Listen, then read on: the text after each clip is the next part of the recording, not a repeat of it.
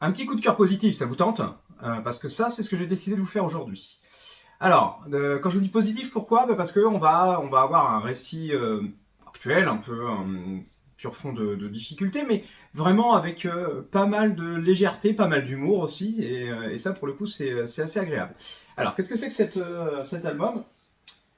C'est Les Pays d'Amir. Alors, Les Pays d'Amir, vous allez suivre une histoire d'immigrés.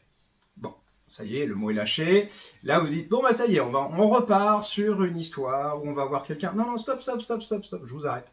C'est pas ça du tout. Les Pays d'Amir, certes, on va suivre un personnage. Donc, Amir, ça vous l'aurez compris. Immigré, ça vous l'aurez compris aussi, puisque je vous l'ai dit.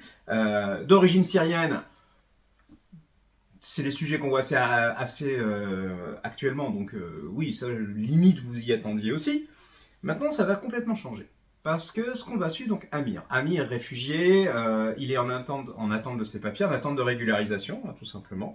Vous allez commencer l'histoire avec un personnage que vous ne connaissez pas vraiment. Vous comprenez qu'il est justement en attente de régularisation, qu'il est donc en France, qu'il vit tant bien que mal dans un squat, euh, et que ce personnage va croiser un deuxième personnage, Solange. Solange, elle est infirmière. Elle est infirmière, elle, pour la première fois depuis très longtemps, elle participe à ce qu'on appelle les maraudes.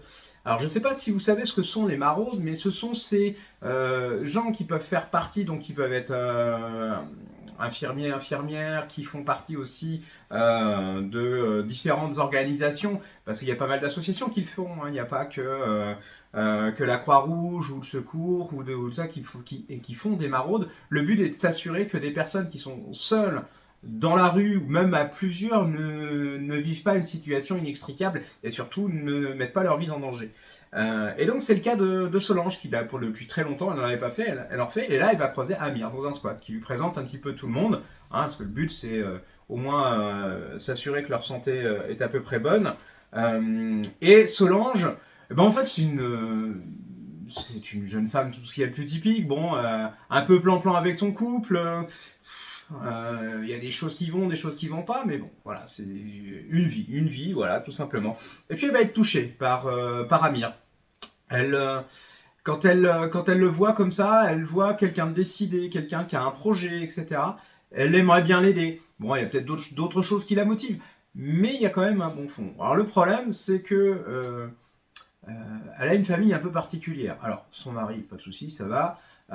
Son père, alors, par contre, qui tient un resto. euh, je vais citer les paroles de comment du mari et de Solange. Son père, il est un peu con sur les bords, pour pas dire un peu raciste. Donc clairement là, ça risque de poser un petit peu problème. D'autant plus problème que quand le squat brûle et que Amir, à part ses affaires les plus proches, ont totalement disparu, eh bien, elle va décider de lui tendre la main et lui proposer de l'héberger le temps de retrouver quelque chose. Alors vous voyez que très vite ça va complexifier un peu les choses la donne parce que même si effectivement le père et la fille ne vivent pas dans le même foyer, il y aura toujours cette image de l'émigré qui est chez elle, tout le monde va commencer à y prêter des intentions un peu bizarres, on va dire ça comme ça. Euh, Sauf que voilà, Amir, eh ben, il a un petit quelque chose, c'est qu'il adore cuisiner. Et il est hors de question qu'on lui laisse, on va dire, lui rendre un service sans qu'il le rende en échange. Donc, dans un premier temps, qu'est-ce qu'il va faire? Ben, il va cuisiner pour la famille. Alors, attention, hein, on ne va pas parler d'utilisation, hein, parce que ça, c'est pas le but. Euh, mais on va voir de quelle façon lui va se chercher une place qui petit à petit va se construire. Et puis la particularité aussi de la temporalité de cet album, c'est que nous nous situons en période Covid. Donc avec toute la difficulté que ça représentait pour les restos. Donc, vous voyez un peu l'image de ce que ça peut avoir pour le père, la famille, tout ça, Solange et Amir au milieu de tout ça. Et Amir, ce qui est très intéressant, c'est qu'il va nous confier des recettes.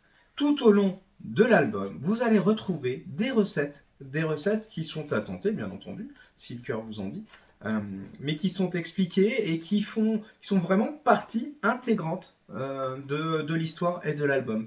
Donc c'est une super rencontre, une histoire humaine parce que vous allez découvrir Amir, vous allez découvrir Solange, mais vous allez découvrir sa famille, parce que c'est le père, à ce côté bourru et très con, il peut être attendrissant. la sœur de Solange aussi, qui est intéressante, ça je vous laisserai découvrir, Solange elle-même, sa famille, mais tout ça qui se construit autour de cette main tendue qui a été fait au moins une fois et qui va changer beaucoup de choses et pour tout le monde.